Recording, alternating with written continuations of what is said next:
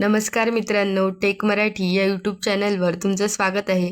आजच्या व्हिडिओमध्ये आपण इयत्ता 6 व्यावसायिक शिक्षण यातील प्रकरण 2 यामध्ये उपक्रम 7 जैवविविधता नोंदणीचे सादरीकरण हा उपक्रम पाहणार आहोत. चला तर मग व्हिडिओला सुरुवात करूया. भाग 1 संकलित केलेल्या माहितीचा सारांश तयार करा. 1. आपल्या सभोवतालच्या भागात वाढणाऱ्या विविध वनस्पती कोणत्या? उत्तर: आपल्या सभोवतालच्या भागात कडुनिंब, पिंपळ, वड, आंबा, पेरू तसेच वांगी, टोमॅटो, पालक आणि तुळस अशा विविध प्रकारच्या वनस्पती आढळतात. 2. कोणती वनस्पती सर्व ऋतूत वाढते आणि कोणती ठराविक ऋतूतच वाढते? उत्तर: वड, पिंपळ आणि सदाफुली यांसारखी मोठी झाडे सर्व ऋतूत वाढतात, तर मेथी, पालक, हिवाळा आणि भेंडी, कारले पावसाळा, उन्हाळा यांसारख्या भाज्या ठराविक ऋतूतच वाढतात. 3. सर्व पिके व फळे एकाच हंगामात येतात का? उत्तर: नाही. सर्व पिके व फळे एकाच हंगामात येत नाहीत. ती खरीप, पावसाळा, रब्बी, हिवाळा आणि उन्हाळी अशा वेगवेगळ्या हंगामानुसार येतात. 4. सर्व वनस्पती एकाच हंगामात फुलतात का? उत्तर: नाही. सर्व वनस्पती एकाच हंगामात फुलत नाहीत. काहींना वसंत ऋतूत, काहींना पावसाळ्यात तर काहींना हिवाळ्यात फुले येतात. 5. वनस्पती आपल्यासाठी उपयुक्त आहेत का? जर होय तर कशा? उत्तर: होय, वनस्पती अत्यंत उपयुक्त आहेत. त्यात आपल्याला अन्न जसे की धान्य, फळे, भाज्या, ऑक्सिजन, औषधे, सावली आणि निवारा देतात. 6. प्रत्येक प्रकारचा चारा वर्षभर उपलब्ध असतो की काही हंगामातच असतो? उत्तर: काही चारा वनस्पती, उदा लसूण, घास वर्षभर उपलब्ध असतात, तर हिरवा नैसर्गिक चारा प्रामुख्याने पावसाळ्यात आणि हिवाळ्यातच मिळतो. 7. सर्व वनस्पतींवर तणांचा परिणाम होतो का? उत्तर: होय. लहान पिके आणि भाजीपाल्यावर तणांचा जास्त परिणाम होतो, कारण तण वनस्पतींचे पाणी व पोषक तत्वे शोषून घेतात.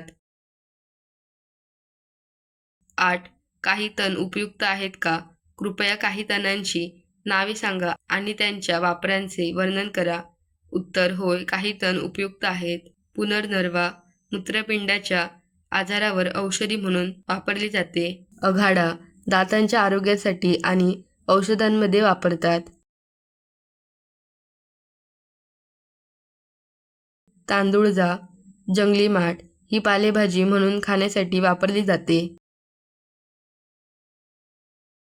9. सर्व वनस्पतींवर कोणते ना कोणते कीटक आढळतात का? उत्तर: होय. जवळजवळ सर्व वनस्पतींवर अन्न किंवा निवाऱ्यासाठी विविध प्रकारचे कीटक आढळतात.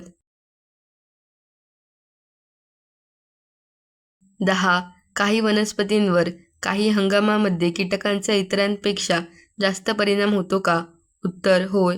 विशेषतः पावसाळ्यात आणि हवामानात दमटपणा असतो तेव्हा पिकांवर आणि वनस्पतींवर किडींचा, कीटकांचा प्रादुर्भाव जास्त होतो. 11. स्थानिक लोकांकडून कोणती माहिती गोळा केली? उत्तर: स्थानिक लोकांकडून जुन्या काळातील वनस्पती, औषधी वनस्पतींचे पारंपरिक उपयोग, जनावरांसाठीचा चारा आणि गेल्या काही वर्षात बदललेले हवामान व वनस्पती यांबद्दल माहिती गोळा केली. भाग 2 संकलित केलेली माहिती अधिक सखोलपणे जाणून घेणे. 1. एखाद्या ठिकाणी इतरांच्या तुलनेत जास्त सजीव आढळले आहेत का? उत्तर: होय. शेताचा बांध, बागायती जमीन आणि पाणवठ्याजवळ मोकळ्या कोरड्या जमिनीपेक्षा जास्त सजीव आणि कीटक आढळले. 2. भेट दिलेल्या ठिकाणी वनस्पतींच्या आणि कीटकांच्या किती जाती पाहिल्या? उत्तर: भेट दिलेल्या ठिकाणी वनस्पतींच्या 15 ते 20 जाती आणि कीटकांच्या 10 ते 12 विविध प्रजाती पाहिल्या.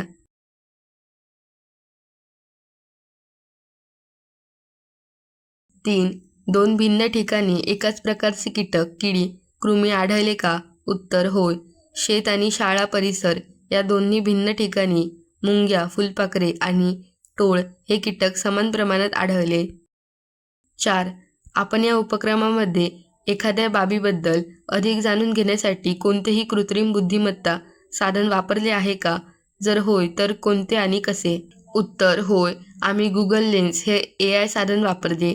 वनस्पती किंवा कीटकाचा फोटो काढून त्यांची शास्त्रीय नावे व माहिती मिळवण्यासाठी याचा वापर केला.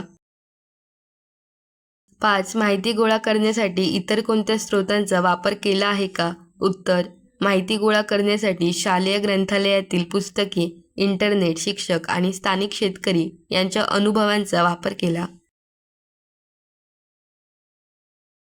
विचार करा आणि उत्तरे द्या. 1. या प्रकल्पातील कोणते उपक्रम करताना आनंद झाला? उत्तर प्रत्यक्ष निसर्गात जाऊन वनस्पती व कीटकांचे निरीक्षण करताना आणि गुगल लेन्सद्वारे नवीन माहिती शोधताना खूप आनंद झाला. 2. या कृती करताना कोणत्या अडचणी आल्या? उत्तर काही लहान कीटकांचे फोटो काढणे कठीण गेले आणि दुर्मिळ वनस्पतींची अचूक शास्त्रीय नावे शोधताना अडचणी आल्या.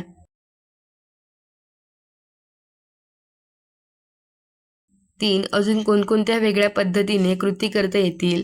उत्तर डिजिटल स्क्रॅपबुक बनवून, वाळवलेल्या पानांचे हर्बेरियम तयार करून किंवा व्हिडिओ प्रेझेंटेशनद्वारे या कृती करता येतील. 4. जैवविविधता नोंदीचे महत्त्व काय आहे? उत्तर यामुळे परिसरातील सजीवांची माहिती जतन राहते, दुर्मिळ प्रजातींचे रक्षण करता येते आणि पर्यावरणातील बदलांचा अभ्यास करणे सोपे जाते. 4. जैवविविधता नोंदीचे महत्त्व काय आहे? उत्तर यामुळे परिसरातील सजीवांची माहिती जतन राहते, दुर्मिळ प्रजातींचे रक्षण करता येते आणि पर्यावरणातील बदलांचा अभ्यास करणे सोपे जाते. 5. या प्रकल्पाशी संबंधित व्यवसायांच्या कोणत्या संधी आहेत?